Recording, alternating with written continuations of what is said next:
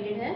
First part के अंदर अलग अलग तरह की डायमेंशंस हैं और सेकंड पार्ट में डायमेंशन के जो अलग अलग फीचर्स हैं उनके अंदर हम कैसे मॉडिफिकेशन या चेंजेस करते हैं वो हम समझेंगे। तो आज हम फर्स्ट पार्ट स्टार्ट करेंगे। उससे पहले मैं आपको डायमेंशन के कुछ फीचर्स के बारे में समझा देती हूँ। एक तो हमें डायमेंशंस जो है ना एनोटेट में मिलती हैं, जो एनोटेट का टैब है इसके अंदर ये सारी डायमेंशन की ऑप्शंस हैं। तो डायमेंशन के फीचर्स के बारे में समझ लेते हैं। जिन लाइंस को मैंने रेड कलर प्रोवाइड किया है वो डायमेंशन लाइंस हैं, जिन्हें मैंने येलो कलर प्रोवाइड किया है वो एक्सटेंशन लाइंस हैं, और जिन्हें मैंने ग्रीन कलर प्रोवाइड किया है वो डायमेंशन टेक्स्ट है। इनके बेसिस पे हम अपनी सारी डायमेंशन अप्लाई करेंगे। तो सबसे पहली ऑप्शन है इसमें लीनियर डायमेंशन। लीनियर के लिए शॉर्टकट है DLI। लीनियर की हेल्प से हम स्ट्रेट लाइंस की डायमेंशनिंग कर सकते हैं, मे बी हॉरिजॉन्टल या फिर वर्टिकल। तो मैंने यहाँ से लिया linear. Specify first extension line origin, मैंने पहला पॉइंट पिक किया। सेकेंड एक्सटेंशन लाइन ओरिजिन, दूसरा पॉइंट पिक किया, डायमेंशन आ गई। अब ये डायमेंशन ऊपर नीचे ड्रैग कर रही है, मूव कर रही है। आप जहाँ पे भी क्लिक कर देंगे वहाँ पे ये अप्लाई हो जाएगी। एक तो ये तरीका है। दूसरा तरीका है कि जैसे मैंने लीनियर लिया तो एक तो आपसे पूछता है फर्स्ट पॉइंट, ये ब्रैकेट में एक सेलेक्ट ऑब्जेक्ट की ऑप्शन है, इसके लिए हम एंटर करेंगे। ये आपसे पूछेगा सेलेक्ट ऑब्जेक्ट टू डायमेंशन। मैंने ऑब्जेक्ट सेलेक्ट करके क्लिक किया तो भी इसकी डायमेंशन अप्लाई हो जाती है। अब इसमें ऑप्शंस भी आती हैं। जैसे मैंने इसको सेलेक्ट किया, यहाँ लिखा आ रहा है 8.46। मुझे सपोज यहाँ पे 8.5 सेंटीमीटर लिखना था। एम टेक्स्ट के लिए एंटर किया, ये हाईलाइट हो गया, मैंने इसे डिलीट कर दिया। फिर यहाँ पे जो भी कुछ लिखना था वो मैंने लिख दिया। फर्दर अगर कुछ चेंजेस करने हैं तो आप इसे ड्रैग करके सेलेक्ट करो। मैंने सपोज इसका कलर बदल दिया, इसको आप अंडरलाइन कर लो, ओवरलाइन कर लो, बीच में लाइन ले लो, इसका फॉन्ट स्टाइल बदल दो, इसकी हाइट बदल दो। ये सब करके क्लिक करेंगे वही चीज़ यहाँ पे लिखी हुई आ जाएगी। बट जो मैंने चेंजेस किए हैं ना वो सिर्फ विजिबल चेंजेस हैं। एक्चुअली में अगर हम इसकी डायमेंशन देखेंगे तो सेम वही है जो पहले था। तो बेसिकली इन वाली ऑप्शंस का यूज़ हम तब करते हैं जब हम कोई ड्राइंग बनाते हैं नॉट टू द स्केल। दो तरह की ड्राइंग्स होती हैं, to the scale and not to the scale drawing. तो ये जो चेंजेस हैं ये हम not to the scale drawing में करते हैं। तो ये थी इसमें एम टेक्स्ट की ऑप्शन। फिर से मैंने लिया लीनियर, इसको सेलेक्ट करा। नेक्स्ट ऑप्शन इसमें टेक्स्ट की है। टेक्स्ट के लिए हम T एंटर करेंगे। टेक्स्ट की हेल्प से आप सिर्फ इसकी वैल्यू में चेंजेस कर सकते हैं। तो एम टेक्स्ट और टेक्स्ट में ये फ़र्क है कि एम टेक्स्ट के अंदर तो हमारे पास और काफ़ी सारी ऑप्शंस आ जाती हैं, हाइट, फॉन्ट स्टाइल, कलर वगैरह। बट टेक्स्ट की हेल्प से आप सिर्फ इसकी वैल्यू में चेंजेस कर सकते हैं। फिर से मैंने ले लिया लीनियर, इसको सेलेक्ट करा। नेक्स्ट ऑप्शन इसमें एंगल की है। मैंने A एंटर किया, आपसे एंगल पूछेगा, मैंने एक एंगल दिया एंटर और क्लिक किया तो ये चीज़ एंगल पे आ जाती है। एक इसमें हॉरिजॉन्टल और वर्टिकल की ऑप्शन है। हॉरिजॉन्टल और वर्टिकल की ऑप्शन का यूज़ हम तब करते हैं जब हम लीनियर लेके एंड दो डायगोनल पॉइंट्स पिक करते हैं। तो ये आपको हॉरिजॉन्टल और वर्टिकल दोनों डायमेंशन दिखाता है। अगर आपको सिर्फ हॉरिजॉन्टल चाहिए तो हमने H एंटर किया, अब देखो ये सिर्फ हॉरिजॉन्टली जा रहा है, वर्टिकली नहीं मूव कर रहा। ऐसे ही अगर आपको वर्टिकल चाहिए तो मैंने V एंटर किया, अब देखो ये सिर्फ वर्टिकली जा रहा है, हॉरिजॉन्टली नहीं मूव कर रहा। और एक लास्ट ऑप्शन इसमें रोटेटेड की है। जैसे मैंने लीनियर लिया और इसको सेलेक्ट करा, रोटेटेड के लिए R एंटर, अगेन ये आपसे एंगल पूछेगा, मैंने एक एंगल देके क्लिक किया तो ये एंगल के केस में टेक्स्ट एंगल पे आता है, लेकिन रोटेटेड के केस में जो एक्सटेंशन लाइंस होती हैं वो एंगल पे आ जाती है। तो ये ऑप्शन है इसमें लीनियर डायमेंशन। नेक्स्ट है इसमें अलाइंड डायमेंशन। अलाइंड के लिए शॉर्टकट है DAL। अलाइंड की हेल्प से आप उन लाइंस की डायमेंशनिंग कर सकते हैं जो अलाइंड होती हैं, एंगल्स पे होती हैं। तरीका सेम वही है, आप अलाइन लेके दो पॉइंट्स पिक करके क्लिक कर लो, या फिर सेलेक्ट ऑब्जेक्ट के लिए एंटर करके और ऑब्जेक्ट सेलेक्ट करके क्लिक करो तो भी इसकी डायमेंशन अप्लाई हो जाती है। ऑप्शन सेम वही आ रही है, M text, text and angle.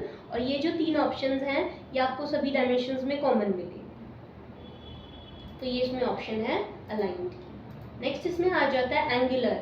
Angular के लिए शॉर्टकट है DAN। एंगुलर की हेल्प से आप किसी भी दो ऑब्जेक्ट्स के बीच का एंगल जान सकते हैं। तो आपने एंगुलर लिया, select first line, select second line, तो एंगल आ गया, इधर का सारे एंगल्स दिखा रहा है। आप जहाँ पे भी क्लिक करेंगे वहाँ पर ये अप्लाई हो जाता है। अभी आपको ये इधर का एंगल दिखा रहा है, पूरा सर्कल 360 डिग्री का होता है, मुझे 360 माइनस 85 जो बाकी का एंगल है वो जानना है। तो मैंने क्या किया, मैंने यहाँ से ले लिया एंगुलर। एक तो आपसे पूछता है सेलेक्ट आर्क सर्कल लाइन या स्पेसिफाई वर्टेक्स है, इसके लिए हमने एंटर किया। ये आपसे पूछेगा specify angle vertex. Angle vertex ये होता है जहाँ दो लाइन्स मीट करती हैं, first angle and point, second angle and point, और वापस यहाँ पे क्लिक करेंगे तो हमारे पास रिमेनिंग एंगल आ जाता है। तो ये इसमें एंगुलर है। नेक्स्ट है इसमें आर्क लेंथ। आर्क लेंथ के लिए शॉर्टकट है DAR। इसकी हेल्प से आप किसी भी आर्क की लंबाई जान सकते हो, लेंथ। आपने आर्क लेंथ लेके इसको सेलेक्ट करके क्लिक किया तो देखिए इसकी लेंथ आ जाती है। अभी आपको कंप्लीट आर्क की लेंथ दिखा रहा है। अगर आपने किसी पोर्शन की लेंथ लेनी है तो आपने क्या किया, आर्क लेंथ लिया, इसको सेलेक्ट करा, mtext एक्सटर्न एंगल तो सेम है, एक इसमें पार्शियल आ जाता है। मैंने P एंटर करा और इसके 2 पॉइंट्स पिक करके क्लिक करेंगे तो उस पर्टिकुलर पोर्शन की लेंथ आ जाती है। नेक्स्ट है इसके अंदर रेडियस। रेडियस के लिए शॉर्टकट है DRA।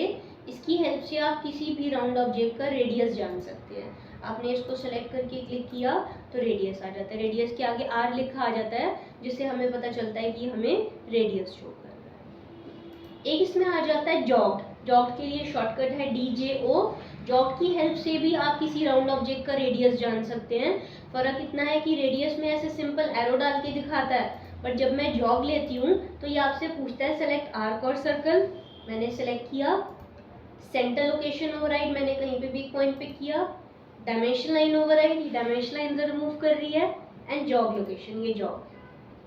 तो इसमें भी रेडियस दिखा रहा है, इसमें भी रेडियस दिखा रहा है, बस इसमें सिंपल एरो डाल के दिखा रहा है और इसमें थोड़ा सा स्टाइलिश फॉर्म में दिखा रहा है। तो बेसिकली जॉग का यूज़ हम वहाँ करते हैं जहाँ पे भी हमें कोई प्रेजेंटेशन वगैरह दिखानी होती है। आपने अपना कोई प्रोजेक्ट तैयार किया, उसको प्रेजेंटेबल बनाना है, तो उस केस में आप जॉग का यूज़ करते हैं। काम इसका वही है जो रेडियस का। नेक्स्ट है इसमें डायमीटर। शॉर्टकट है DDI। डायमीटर की हेल्प से आप किसी भी राउंड ऑब्जेक्ट का डाया जान सकते हैं। आपने डायमीटर लिया और इसको सेलेक्ट करके क्लिक करते हैं तो डाया आ जाता है।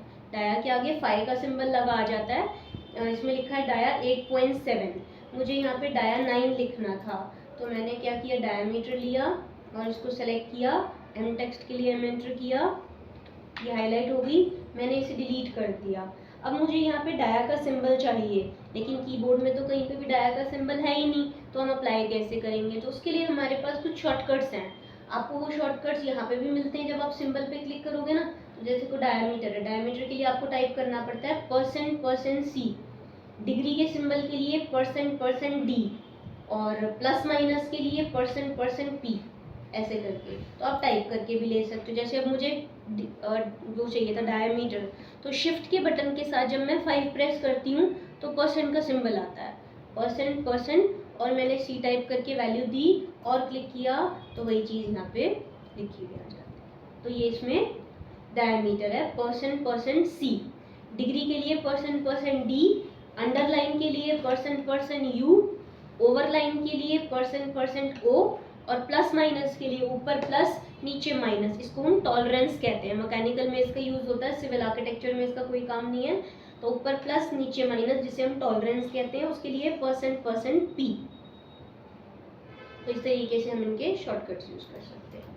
एक इसमें आ जाता है ऑर्डिनेट। शॉर्टकट है DOR। ऑर्डिनेट से आप स्क्रीन पे किसी भी पोजीशन को लोकेट कर सकते हैं। अगर आप किसी भी पर्टिकुलर पॉइंट की दूरी जानना चाहते हैं कि वो पॉइंट कितनी दूरी पे है ओरिजिन से, ये ओरिजिन होता है जहाँ पे वैल्यू 0 0 आती है, इसके रिस्पेक्ट में अगर आप किसी भी पर्टिकुलर पॉइंट की दूरी जानना चाहते हैं कि वो पॉइंट कितनी दूरी पे है ओरिजिन से, एक्स में और वाई में, तो आप ले लो ऑर्डिनेट, शॉर्टकट DOR। आप पॉइंट पिक करो तो देखो आपको उसकी लोकेशन पता चल जाती है कि ये जो पॉइंट है ये ओरिजिन के रिस्पेक्ट में एक्स में इतनी दूरी पे है, वाई में इतनी दूरी पे है। अगर आपको सिर्फ x की दूरी चाहिए तो ब्रैकेट में x डेटा में मैंने x एंटर किया, इधर उधर टॉगल तो कर रहा है लेकिन वैल्यू सिर्फ x की ही शो कर रहा है। ऐसे ही y डेटा में y एंटर, अगेन इधर उधर टॉगल कर रहा है लेकिन वैल्यू सिर्फ y की ही शो कर रहा है। तो ये इसमें ऑर्डिनल है। एक इसमें आ जाता है बेसलाइन डायमेंशन।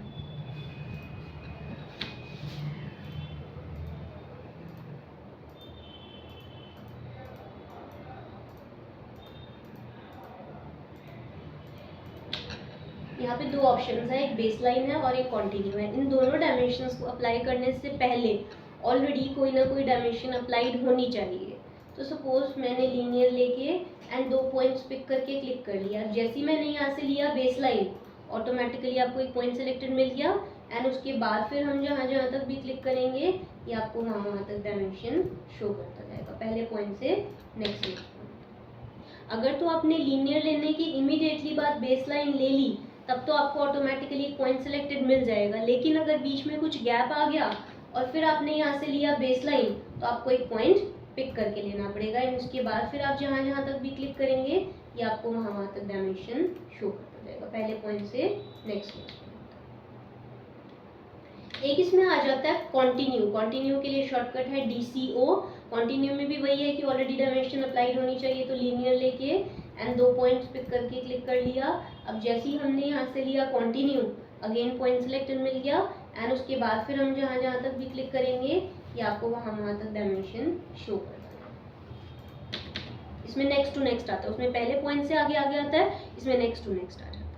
अब देखो क्या हुआ, इन दोनों पॉइंट्स के बीच में स्पेस कम था तो इसने ऐसे एरो डाल के डायमेंशनिंग बाहर लिख दी। इस चीज़ को हम क्विक लीडर कहते हैं। क्विक लीडर की ऑप्शन का यूज़ हम तब करते हैं जब हमारे पास 2 पॉइंट्स के बीच में स्पेस कम होता है, तो हम ऐसे एरो डाल के स्पेसिफिकेशन या डायमेंशनिंग बाहर लिख देते हैं, वो चीज़ क्विक लीडर होती है। क्विक लीडर की ऑप्शन आपको लिस्ट में तो नहीं दी गई बट आप उसका यूज़ कर सकते हैं। उसके लिए हमें LE करना पड़ता है, LE एंटर। इसमें आपको 3 पॉइंट पिक करने हैं, 1, 2 एंड 3। आपसे पूछेगा टेक्स्ट विड्थ, अल्फाबेट्स की चौड़ाई कितनी चाहिए। चेंज करने से भी ज़्यादा कोई फ़र्क पड़ता नहीं है तो हम एंटर कर देते हैं। खाली एंटर प्रेस करने से वो उसी वाली वैल्यू को एक्सेप्ट कर लेता है। फिर जो भी कुछ लिखना है वो लिख लो। नेक्स्ट लाइन में आने के लिए एंटर, ख़त्म करने के लिए डबल एंटर करेंगे तो वही चीज़ यहाँ पे लिखी है। तो ये इसमें जो है ऑप्शन है हमारे पास लीडर की। अगर आपने ऑर्थो ऑफ कर दिया तो आप स्लांट लाइन भी ले सकते हो। LE एंटर, उसमें आप 3 पॉइंट पिक कर लो, विड्थ के लिए एंटर करो, फिर जो भी कुछ लिखना है वो लिखिए, डबल एंटर करके खत्म। एक इसमें आ जाता है क्विक डायमेंशन, शॉर्टकट है QDIM। जैसे कि अभी आपने देखा, मैंने आपको कई सारी ऑप्शंस बताई, radius, diameter, base line, continue, ordinate, सभी में क्या था, आपको एक एक पॉइंट पिक कर करके डायमेंशनिंग करनी पड़ रही थी। बट अगर आप काफ़ी सारे ऑब्जेक्ट्स की एक साथ डायमेंशनिंग करना चाहते हैं तो ऑप्शन ले लो quick dimension, select geometry, enter, bracket में ऑप्शंस आ रही हैं, कॉन्टिन्यू, C एंटर, तो देखो सभी की एक साथ कॉन्टिन्यूस डायमेंशन। फिर से मैंने लिया इन सबको सेलेक्ट किया, एंटर, स्टैगर्ड। स्टैगर्ड के केस में जो पहले 2 बीच के पॉइंट्स हैं उनकी डायमेंशन सेंटर में आ रही है, अगले 2 की राइट में आ रही है, अगले 2 की लेफ्ट में आ रही है और अगले 2 की राइट में आ रही है, ऐसे स्टैगर्ड फॉर्म में आ रही है। फिर से मैंने लिया, इन सबको सेलेक्ट किया, एंटर, बेस लाइन, तो देखो सभी की एक साथ बेस लाइन डायमेंशन। फिर से मैंने लिया, इन सबको सेलेक्ट किया, एंटर, ऑर्डिनेट, तो देखो सबकी ऑर्डिनेट दिखा रहा है, ये दूरी दिखा रहा है ओरिजिन के रिस्पेक्ट में x की, अगर मैं इधर लेके जाऊंगी तो ये y की दूरी दिखा रही है। फिर से मैंने लिया, नेक्स्ट इसमें आ जाता है हमारे पास रेडियस एंड डायमीटर। मेरे पास सपोज कुछ राउंड ऑब्जेक्ट्स हैं और मुझे इन सबका एक साथ रेडियस या सबका एक साथ डाया जानना है, तो मैंने ले लिया कुछ डायमेंशन, सेलेक्ट ज्योमेट्री, रेडियस के लिए R एंटर, सभी का एक साथ रेडियस आ गया, या फिर सेलेक्ट किया डायमीटर के लिए D एंटर, तो सभी का एक साथ डायमीटर। एक इसमें आ जाता है हमारे पास डायमेंशन ब्रेक, एक इसमें एडजस्ट स्पेस है, शॉर्टकट है DIM SP। जैसे मेरे पास ये 2 डायमेंशन लाइंस हैं, इनके बीच का जो स्पेस है वो हमें बढ़ाना घटाना है, तो मैंने ले लिया adjust space, select base dimension, dimension to space, enter, एक वैल्यू टाइप करके एंटर करेंगे तो उतना इनके बीच में स्पेस आ जाता है। और एक इसमें डायमेंशन ब्रेक है, शॉर्टकट है DIM BR। इससे आप किसी भी 2 डायमेंशन लाइंस के बीच में एक ब्रेक दे सकते हो। मैंने ब्रेक लिया, इसको सेलेक्ट करा, ब्रैकेट में 3 ऑप्शंस है, ऑटो, मैनुअल, रिमूव, मैंने ले लिया ऑटो, तो देखो ऑटोमेटिकली इनके बीच में एक गैप आ जाता है। गैप पहले से सेट है, अगर आप अपने हिसाब का कोई गैप देना चाहते हैं तो आपने ब्रेक लिया, इसको सेलेक्ट करा, मैनुअल के लिए एंटर, यहाँ रखा,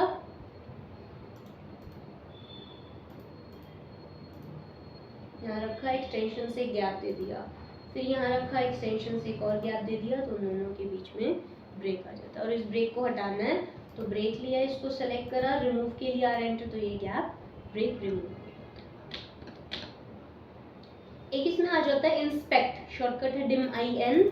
जैसे मैंने कोई डायमेंशनिंग करी, इसके साथ मुझे कुछ टेक्स्ट ऐड ऑन करना है या फिर इसका एक्यूरेसी रेट बताना है कि हमारा काम कितना % एक्यूरेट है, तो हमने ले लिया इंस्पेक्ट, ये बॉक्स खुल जाता है। इसमें आपको कैसे चाहिए, राउंड, एंगुलर, नन, क्या लिखना है लेबल में, कुछ भी जो भी आपने ऐड ऑन करना है, अप्रॉक्स या एज पर साइज या जो भी कुछ ऐड करना है वो आप यहाँ पे लिख लो। इंस्पेक्शन रेट, आपका काम कितना % एक्यूरेट है, आपको एक एक्यूरेसी रेट बताना है, ठीक है। ये मैंने राउंड में ले लिया, इसको सेलेक्ट किया, एंटर और ओके कर दिया, तो देखो वही चीज़ यहाँ पे लिखी हुई आ जाती है। फिर आपको चाहिए एंगुलर में, तो आपने एंगुलर लिया, इसको सेलेक्ट किया, एंटर और ओके किया, तो ये एंगल पे आ जाता है। आपको चाहिए ओपन में, तो आप ले लो नन और आपने इसको सेलेक्ट करके एंटर किया और ओके किया, तो ये ओपन। उसके बाद एक इसमें आ जाता है हमारे पास अपडेट, हम आगे करेंगे, डायमेंशन जॉग लीनियर। आपने ये लिया और इसको सेलेक्ट करके क्लिक किया, तो ये जॉग का मार्क आ जाता है। ये बेसिकली कंटिन्यूटी दिखाने के लिए होता है। जैसे आपने कोई लंबी सी पाइपलाइन है, आप उसकी डायमेंशनिंग कर रहे हैं, तो हम बीच में से कट दिखा देते हैं कि आगे तक कंटिन्यू है। एक इसमें आ जाता है जस्टिफिकेशन की ऑप्शंस, लेफ्ट जस्टिफाई, सेलेक्ट किया, सारा टेक्स्ट लेफ्ट में आ गया। राइट जस्टिफाई, सेलेक्ट किया, राइट में आ गया। सेंटर जस्टिफाई, इसको सेलेक्ट किया, सेंटर में आ गया। उसके बाद फिर एंगल ले लिया, इसको सेलेक्ट करके एंगल दिया, तो ये एंगल। अब जैसे हम जब डायमेंशन अप्लाई कर रहे होते थे, उस टाइम पे हमारे पास ब्रैकेट में ये सारी ऑप्शंस आ जाती थी, इनकी हेल्प से हम इसके अंदर चेंजेस कर लेते थे। बट एक बार जब हमने डायमेंशन अप्लाई कर दी, उसके बाद कुछ चेंजेस करने हैं, तो ऑप्शन है डायमेंशन एडिट, शॉर्टकट है DED। ब्रैकेट में ऑप्शंस आई हैं जैसे न्यू, ये हाईलाइट हो गया, मैंने इसे डिलीट कर दिया। फिर जो भी चेंजेस करने थे वो मैंने करे, क्लिक करा और इसको सेलेक्ट करके एंटर किया, तो वही चीज़ यहाँ पे लिखी। फिर से DED एंटर, रोटेट, एंगल पूछेगा, एंगल दिया, एंटर और इसको सेलेक्ट किया, एंगल पे वापस होम पोजीशन पे आने के लिए एंटर सेलेक्ट किया, वापस होम पोजीशन। एक इसमें ऑब्लिक की ऑप्शन है। ऑब्लिक की ऑप्शन का यूज़ हम तब करते हैं जब हम आइसोमेट्रिक में काम करते हैं। सपोज मैंने कोई आइसोमेट्रिक की फिगर बनाई,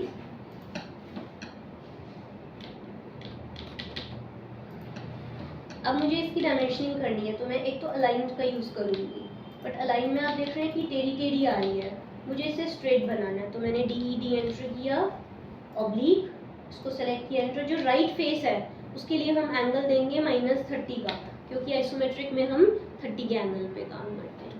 फिर से मैंने ऑब्लिक लिया, इसको सेलेक्ट किया, एंटर, यहाँ पे हम 30 का एंगल दे देंगे। फिर से मैंने ऑब्लिक लिया, इसको सेलेक्ट किया, एंटर, यहाँ पे अगर मैं 30 का एंगल दे देती हूँ तो ऐसे आ जाता है, और अगर ऑब्लिक लेके इसको सेलेक्ट किया, एंटर, -30 का एंगल दिया, तो ये ऐसे आ जाता है। ऑब्लिक आपको यहाँ पे भी मिल जाता है। और एक लास्ट ऑप्शन है इसमें, सेंटर मार्क, शॉर्टकट है DCE। इसकी हेल्प से आप किसी भी राउंड ऑब्जेक्ट का सेंटर मार्क कर सकते हैं। आपने सेंटर मार्क लिया, इसको सेलेक्ट करा, तो इसका सेंटर मार्क हो जाता है। ये एक परमानेंट मार्क है, जब आप प्रिंट आउट निकालेंगे ना, तो उसके अंदर भी आपको ये मार्क शो करेगा। तो आज मैंने आपको ये सारी ऑप्शंस बताई, लीनियर, अलाइंड, आर्कलेंथ, ये सारी डायमेंशन का फर्स्ट पार्ट था, ठीक है। नेक्स्ट क्लास में मैं आपको सेकंड पार्ट बताऊंगी, जिसमें डायमेंशन के जो अलग अलग फीचर्स हैं उनके अंदर हम कैसे मॉडिफिकेशन करते हैं वो हम समझेंगे। तो इसको आप ट्राई करके देखो, डायमेंशन बहुत इंपॉर्टेंट है। जब तक आप किसी ऑब्जेक्ट की डायमेंशनिंग नहीं करते हैं वो इनकम्प्लीट माना जाता है। इसको आप ट्राई करो, फिर आगे करते हैं।